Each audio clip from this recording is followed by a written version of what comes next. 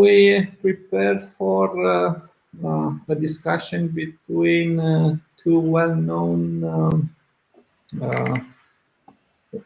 experts in security with Sandro, having now I see it as a main window, but not in the streaming. And Olle Johansson, which probably everyone knows from our project, but also Asteris. For Sandro, probably doesn't need any introduction. If you don't know him, he probably knows your SIP deployment by Friendly Scanner being the main author of this security tool. And he had a lot of presentation at many events about security in the VoIP space, including past edition of Kamailio Award. So they should be recorded and available on Kamailio Award channel. Just look there for Sandro's presentation. And thanking also to Sandro for helping with discovering bugs in Kamailio in the past several years. He reported a couple of interesting issues he discovered by working with companies in the ecosystem and doing security assessments. We really appreciate putting all this effort in finding them and then giving good guidance about how to reproduce and helping with fixing it. Even these days, there is one such disclosure out there. For Olle, probably it's one of the people staying so long with the project. From pretty much the beginning, always very enthusiastic when speaking about security and IPv6. So I'm sure they will have good remarks about what's currently the state of the security in the voice over IP. I wanted to make it more like an open discussion because I wanted to go a little bit beyond Kamailio in this pandemic time when everyone needs to protect their communication, as we do a lot from home now, so they're not in the usual work environment, and maybe they have some hints what we should do to have proper security and privacy when working from home. So I see it as maybe some updates from each of the two persons here. Of course, quick introduction from themselves. Then one will start and present what they did lately and what they discovered. And at the end, we'll have a series of questions from myself or from other people. So, guys, you have to decide which starts first with a bit of introduction. Sandro goes first. Okay. Already decides. Sandro, your floor. The floor is yours. Okay, I'll try. Thanks, Daniel, for the introduction and the kind words. So a bit about me. I'm Sandro Gauci. I'm running a company in Germany called Enable Security, and we basically test voice over IP and WebRTC solutions for security issues. We do penetration testing, and we develop security tools for testing these things. I have developed Subvicious, like Daniel mentioned, and we're now developing the Subvicious Pro version, which is a totally different set of tools, really. Rewrite for many things, but yeah, Subvicious is quite well known. If you sniff on port 5060, you will probably see some traffic in a minute or two coming from Subvicious as VMAP, probably. So that's a bit my introduction.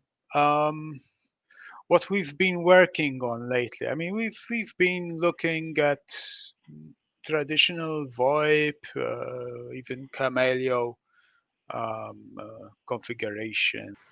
Sandro, Ole, sorry for the interruption. Sandro is No worries. presenting about himself a little bit. We can prolong it 5-10 minutes, no worries. We have plenty of time. So, Sandro, please. All right. I think it stopped where I said I developed the original Subficious, the open source version, And we all hate you for that, Sandro. and everyone hates me personally for that. I had some abuse thrown at me in the past, but yeah, tried to make the world a bit better through that. I'm not sure how well I succeeded, but we now develop the Subficious Pro, which is total rewrite, complete rewrite, and many new modules and so on, which we use for our work when we're testing VoIP and WebRTC solutions for when we're testing for security problems. So that's one thing. The other thing I wanted to mention is that what we've been working on lately is it's been a mixture of denial of service simulation on SIP, and it never ceases to amuse the sort of findings that we get during our work. And we started looking at WebRTC as well quite a few years ago, really. But lately we pushed a bit more on WebRTC security and had one major finding, I would say, that we could replicate across different providers, service providers for WebRTC, and we've been submitting to bug bounties.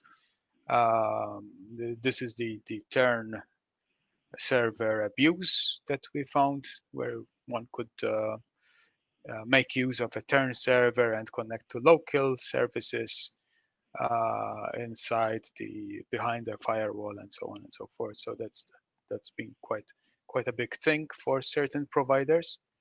And yeah, we've been looking at Kamailio configuration and vulnerabilities that might affect specific configurations in Kamailio. So yeah, we've been doing stuff. You've been doing great stuff, and I really want to thank you for, not for Subficious, but for all the rest of the work you're doing, and the way you're handling it by reporting it in a very sensitive way.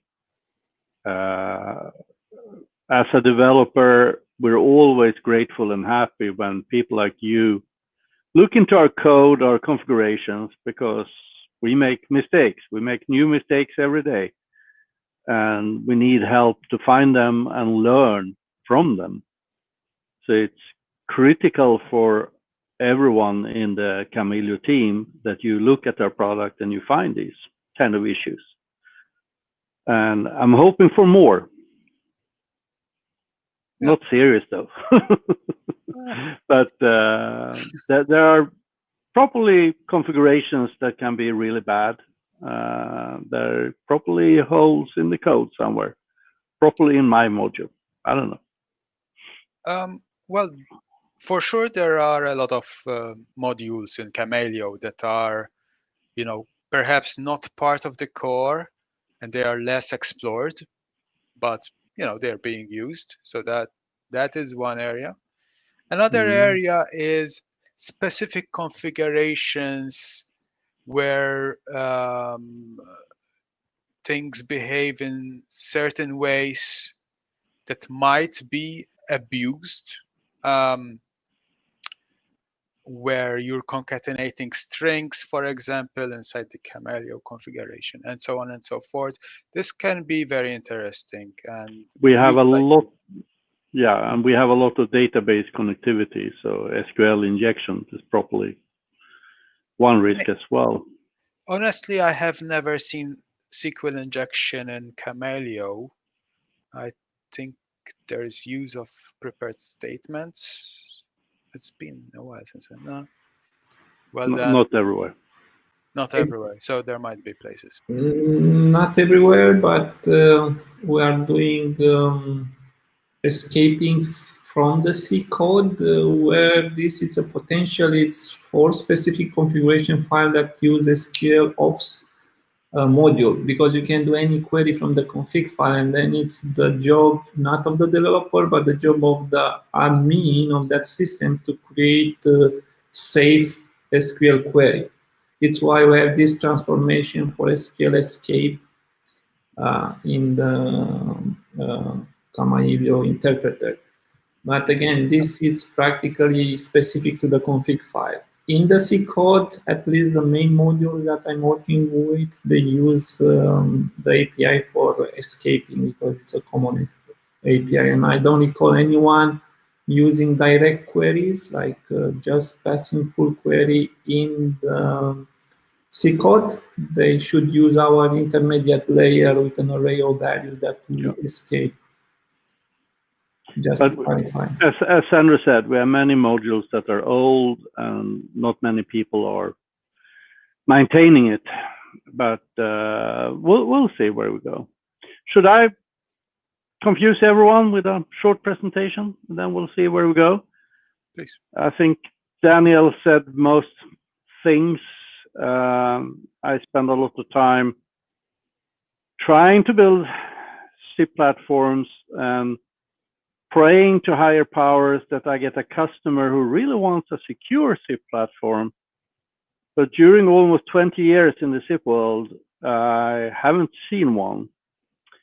I had a customer earlier that purchased a secure SIP gateway and secure SIP phones for remote workers. When I audited it, they had self-signed certs in the server, so the client couldn't validate the server to make sure they connect to the right server. But they also had the same certificate and the same private key and public key in each phone. So this is the level, and they paid quite a lot of money for that. That's the level of security we have today. Looking at the standards, I spent a lot of time on that. We haven't really got any, I would say, good documents that describe for developers like us in the Kamailio team how to make SIP more secure. Now, in the last years, most of the focus, like Sandro mentioned, have been on WebRTC. And people believed, oh, it's secure because we mandated encryption of the audio streams and we mandated TLS in the web server. But that doesn't mean that everything everyone writes in WebRTC is secure.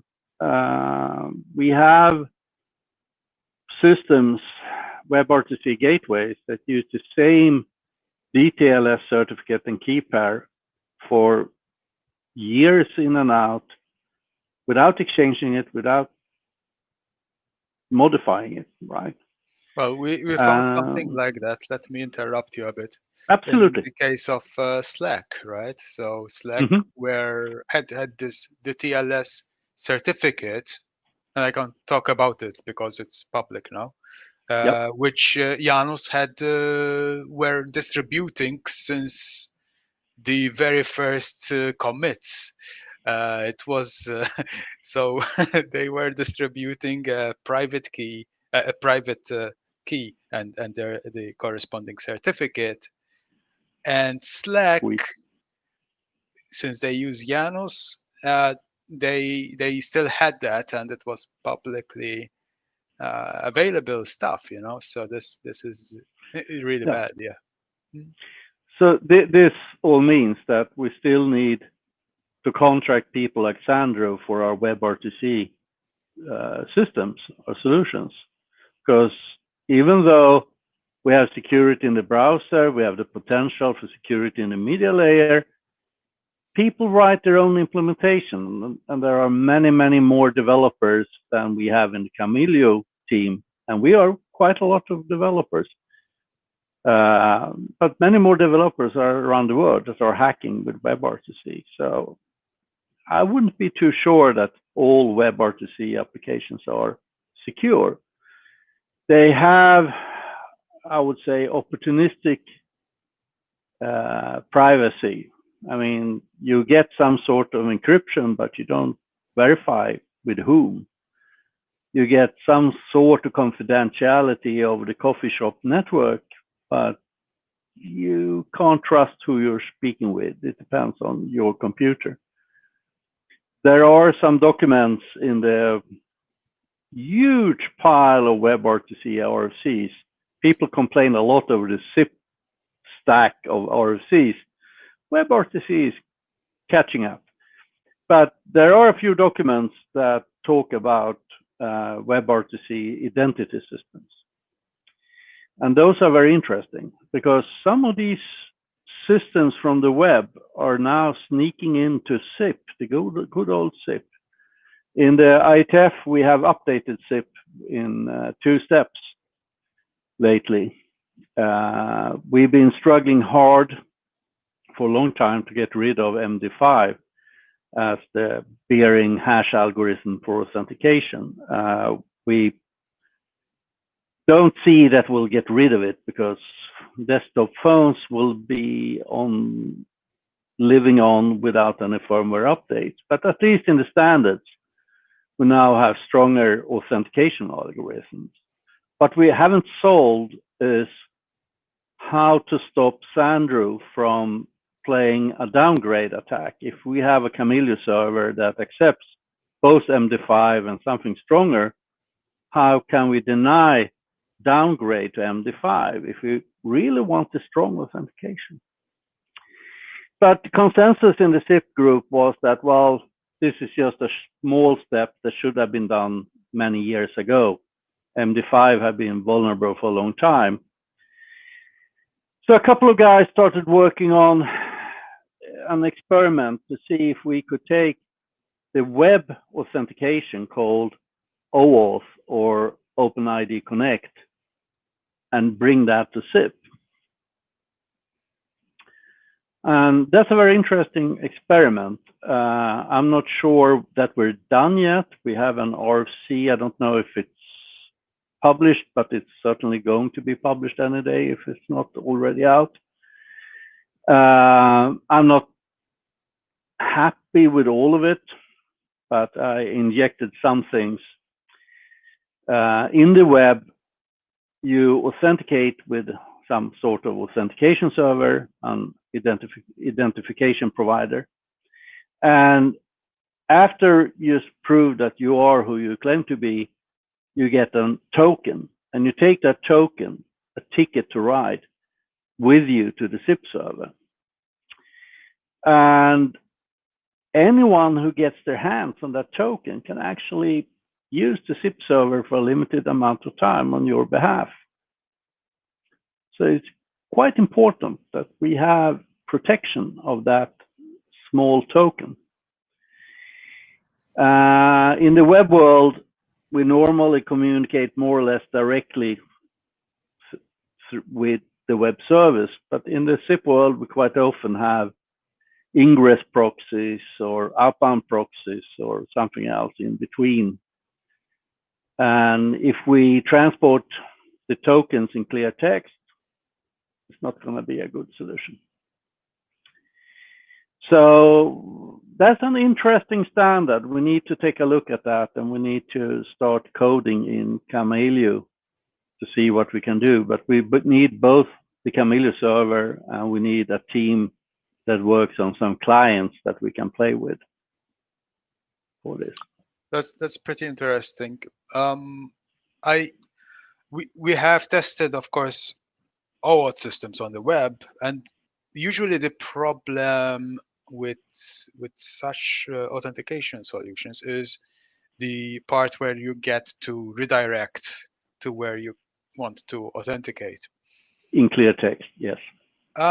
Not necessarily in clear text. It's less about clear text and more about being able to have the attacker sometimes redirect the victim to the attacker's website, which gets the code, and the code can then be reused, the token, the temporary token, and then the attacker can use that to authenticate on behalf of Yeah, the but victim.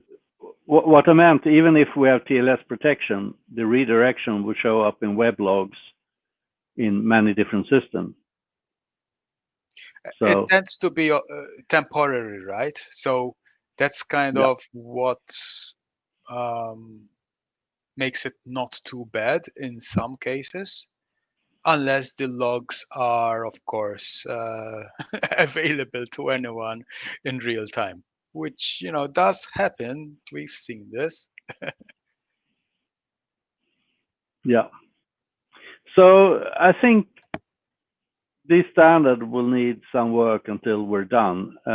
One part of it that I think I caused is that the tokens from the IDP has to be encrypted with a public key belonging to the SIP server, the registrar, so that only the registrar can access the keys, the session keys. And that's part of the OAuth standard, but not implemented in many systems today. Mm-hmm. Now, if we were to step back a bit, from my point of view, I see a lot of these things being developed. I don't really track them too well until we get to test them. And then you start finding these, particular scenarios where you get a security hole that maybe were not somehow thought about during the design of such And systems. and I'm on the other side. I'm trying to contribute to the standards before we code or during coding. Yeah. Try to sort out some problems, but it's really hard because a lot of the energy has gone out of the SIP standards project. There are very few people in there, and they have certain implementations in mind, really. But if we jump back to TLS, I've seen on the mailing list that there has been a lot of work on TLS. People are starting to use it.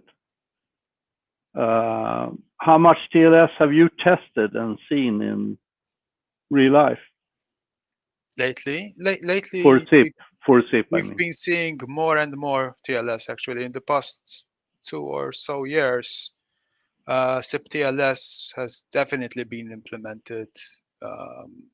With our clients, we've seen SIP TLS quite a bit. Okay. Up to And 2 years have you ago, tested verification of server search and client search and all that? Yeah. So this is the problem, right? One of the main problems is, okay, you have SIP TLS, but you cannot really enforce and know in some cases if the SIP clients are actually verifying the certificates, especially with hardware phones. It's so often that they have certificate checking off. Yeah. So it doesn't make it totally useless, depending on the protocols being used for TLS especially. But as I said, you get some sort of opportunistic encryption. You get some confidentiality, but you have no way of knowing who you're talking with. Yeah. So that's or who's definitely one listening in. problem. Another problem is, even if you have SIP TLS enabled, and we've had we've had, for example, one client comes to mind. They had SIP TLS enabled, but then RTP was still plain text, and there's that's another venue, right? And there's no way that you can tell if RTP is gonna be plain text or encrypted using SRTP, using SDS somehow, or and so on. So that's another problem with this. I think in the VoIP world, as in SIP VoIP world, especially many of the legacy systems out there, security has been mostly patchwork, and that's why I kind of quite like WebRTC, because yes, you do need offensive security to find security problems there as well. But at least there is some some good standards. The basic things have been, Yeah, they tried to address them, right, with encryption. we raised all the basic stuff. Yeah. We prohibited STS, keys in clear text. Yeah. We prohibited non-TLS web sessions. So the base level is much higher than for SIP. Yeah. Okay, guys, you can I just have discuss. to say before Daniel interrupts that I'm really happy to see all the changes that has been done in Kamailio. We're keeping up with a lot of the TLS standards. We have added TLS 1.3. We have really worked hard to keep up with TLS, and we have a good but a bit complex but good TLS support in Kamailio, so we can do a lot of different things, especially with event routes. Yeah. So Kamailio is doing fine, but I'm having a hard time finding hard phones and soft phones to test Kamailio with. So I'm testing Kamailio TLS with Kamailio. Not And ideal. so I just wanted to divert a little bit the discussion, because I'm sure we can discuss for the entire day about SIP security. A little bit on the current worldwide situation, and if you found some tricks, or you can share some tricks, tips for people working from home. Any suggestions? What's good to use, what's not good to use, where to look for keeping as much as possible high security and privacy? Have you? I would continue this path and say that if you're working from home, for me, relying on the traditional hard phones would be hard. It would be much better to have a SIP phone in WebRTC connecting to your SIP server in the back end, where you can control the privacy and everything. WebRTC gives you confidentiality between the back-end WebRTC server and your browser, and the rest you can take care of in the data center. Okay, so providers should look at deploying a way to connect via WebRTC. That's a good point. Sandro, for you, what practically, I guess you are working from home like many before in real-time communication, but if you have some hints to share. Well, I would second Ollie, and I would say essentially, I mean, most of the web world has moved towards things like zero trust security model, where you don't use VPN, where you don't try to, authenticate specific protocols, but Google's Beyond Corp and so on. And WebRTC is the natural progression for that in the real-time communications world. So, yeah, I would second Ollie and say, yeah, we need to, if you want to work from home securely, it's very difficult to do it with traditional VoIP solutions. There's so many ways that security has been only patched in and can be somewhat bypassed. I'm also impressed by these video conferencing tools, including Jitsi Video Conference Bridge, because as Ole demo a little bit during the break, you can add video filters, bubbles, or you can blur your background, as everyone has maybe little kids or other companion animals that could disrupt or make it a little bit funny. Those help, which you indeed cannot find on hard phone or old systems, like all the video conferencing systems. Yeah. No, I'm very happy. I've talked about video for many years as a communication medium, even ever since I worked with video communication for deaf and hearing impaired. And during most of the years, people have said, why use video? But during the last 6 months, a lot of those friends have come to show me how to use video and how it works. So finally, video is getting there. Okay, so let's prepare for ending. Any final statement, as we are a bit late, and to move to the next session.